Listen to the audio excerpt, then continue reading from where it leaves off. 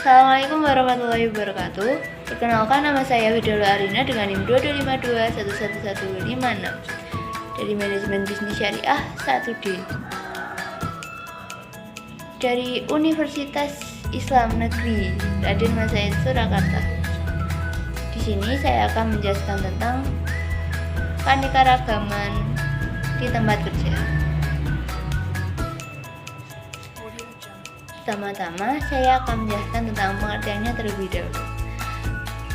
Pengertian keberagaman di tempat kerja adalah adanya berbagai perbedaan pada individu di sebuah perusahaan. Misalnya, perbedaan gender, agama, ras, suku, kemampuan, serta sudut pandang. Keberagaman kerja merupakan salah satu fondasi agar sebuah perusahaan dapat semakin inklusif. Itulah kenapa pentingnya menjaga keberagaman dalam sebuah organisasi perusahaan. Bab selanjutnya adalah keanekaragaman di tempat kerja. Jenisnya ada 6. Yang pertama, usia. Di setiap perusahaan atau organisasi pasti ada keanekaragaman usia.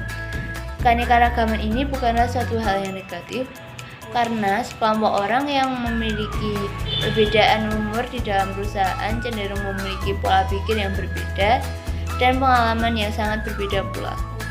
Keuntungan dari adanya keberagaman adalah para pegawai dengan perspektif yang bermacam-macam lebih menguntungkan dalam membuat keputusan maupun dalam berinovasi.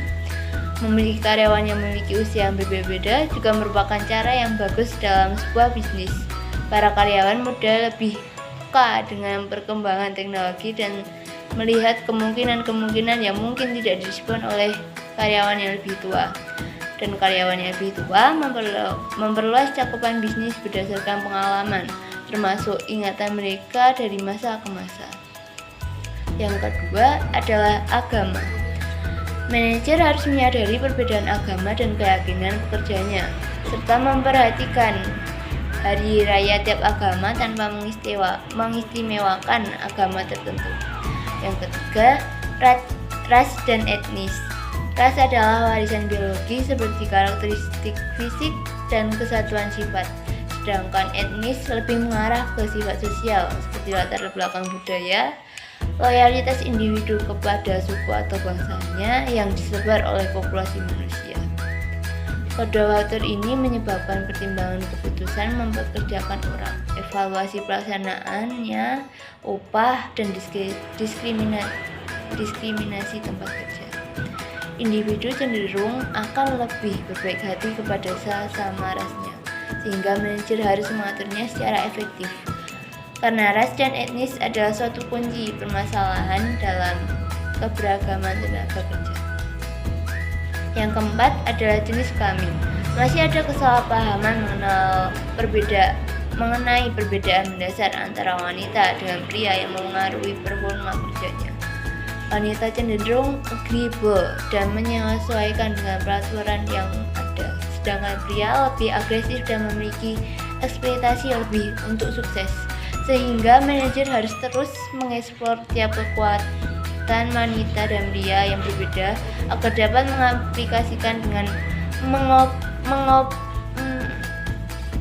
mengkolaborasikan kedua kekuatan tersebut secara tepat dan efektif. Yang kelima, disabilitas.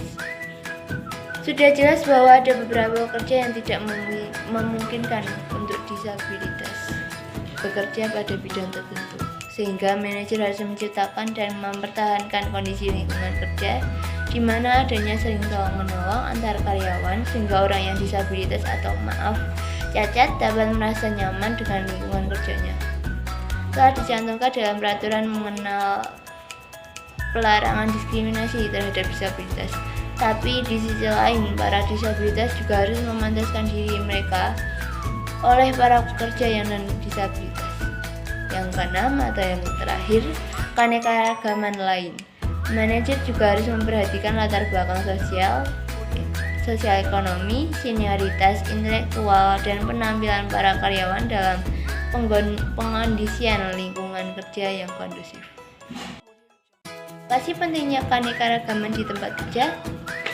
Pentingnya keanekaragaman di tempat kerja. Yang pertama, mendorong munculnya inovasi. Yang kedua, keberagaman merupakan suatu komponen penting dari kesuksesan dalam sebuah platform global. Yang ketiga, jaringan multibudaya memicu kreativitas. Yang keempat, menumbuhkan semangat kompetisi dari karyawan, memunculkan bakat, keterampilan, dan pengalaman. Yang kelima, meningkatkan kinerja.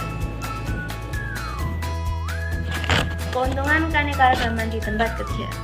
Adanya keanekaragaman di tempat kerja akan mendatangkan beberapa keuntungan. Yang pertama, berkaitan dengan perbedaan generasi.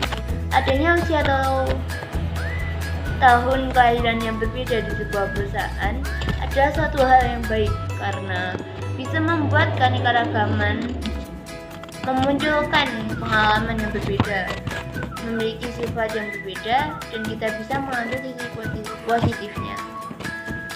Perbedaan generasi bukanlah sebuah halangan, tetapi sebuah keuntungan.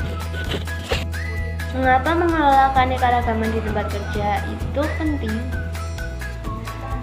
Keragaman tenaga kerja bagi sebuah organisasi memiliki banyak manfaat. Manfaat tersebut masuk ke dalam 3 kategori utama, yaitu manajemen orang, kinerja organisasi, dan strategi. Manajemen orang. Manfaat dari manajemen orang yang organisasi dapatkan karena upaya mereka terkait keragaman tenaga kerja itu berkisar pada menarik dan mempertahankan tenaga kerja berbakat. Organisasi menginginkan tenaga kerja yang berbakat karena orang yang memiliki keterampilan, kemampuan, dan pengalaman mereka akan membuat sebuah organisasi sukses. Yang kedua, kinerja organisasi. Manfaat kinerja yang organisasi dapatkan dari keragaman tenaga kerja juga termasuk penghematan biaya dan perbaikan fungsi organisasi. Penghematan biaya itu bisa signifikan ketika organisasi yang menumbuhkan tenaga kerja yang beragam tersebut bisa mengurangi perputaran karyawan, absensi dan risiko tuntutan hukum. Yang ketiga, strategis. Salah satu manfaat strategis yang paling penting adalah bahwa dengan tenaga kerja yang beragam itu, organisasi dapat mengantisipasi dan merespon perubahan kebutuhan konsumen dengan lebih baik. Sekian dari saya, mohon maaf bila ada kesalahan kata.